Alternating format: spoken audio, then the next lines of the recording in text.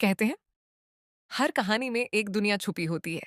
कभी मोहब्बत की, कभी रहस्य की और कभी उन जज्बातों की जिन्हें शब्दों में कहना मुश्किल होता है। यहाँ स्टोरीज इन ग्लोब में हम आपको ले चलेंगे उन कहानियों की दुनिया में जहाँ हर किरदार जिंदा है, हर लम्हा महसूस होता है और हर अंत एक नई शुरुआत बन जाता है। तो आइए शुरू करते हैं आज की कहानी स्टोरीज इन ग्लोब के साथ।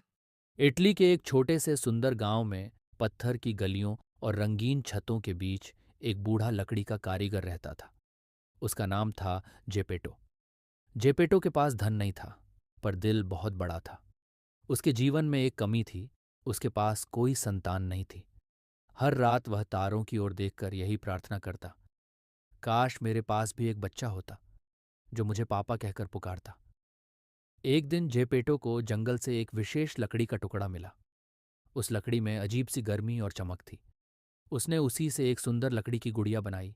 नाक थोड़ी लंबी, आंखें चमकीली और मुस्कान भोली। उसने उसका नाम रखा पिनोच्चियो। उस रात जब जेपेटो सो गया, कमरे में नीली रोशनी फैली और एक परी प्रकट हुई। उसने पिनोच्चियो को जीवन दिया और कहा, पिनोच्चियो, अगर तुम सच बोलोगे, हो मेहनत करोगे और आत्म अनुशासन सीखोगे, तो एक दिन तुम सच्चे इंसान बन जाओगे।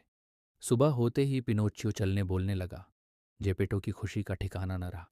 उसने पिनोच्चियो को स्कूल भेजने का फैसला किया। अपने आखिरी पैसे से उसने उसके लिए किताबें खरीदीं। पिनोच्चियो ने वादा किया कि वह मन लगाकर पढ़ेगा। लेकिन रास्ते में ही पिनोच्चियो की परीक्षा शुरू हो गई। उसे रंगीन झंडों और संगीत से भरा एक कठपुतली शो दिखा। शो का मालिक, चालाक फॉक्स, बोला, स्कूल बाद में भी हो जाएगा।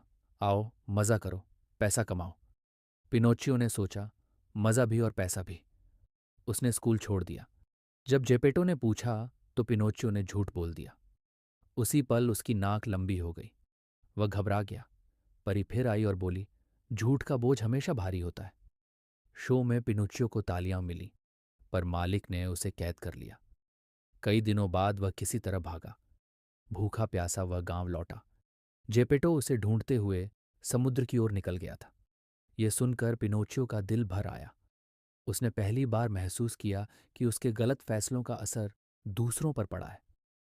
रास्ते में उसकी मुलाकात एक बोलने वाले झींगुर से हुई, जो उसका मार्गदर्शक बना। झींगुर ने कहा, आज़ादी बिना अनुशासन के नहीं टिकती। सच और मेहनत ही तुम्हें आगे ले जाएंगे। पिनोच्चियो ने ठान लिया कि वह बदलेगा, पर राह आसान नहीं थी।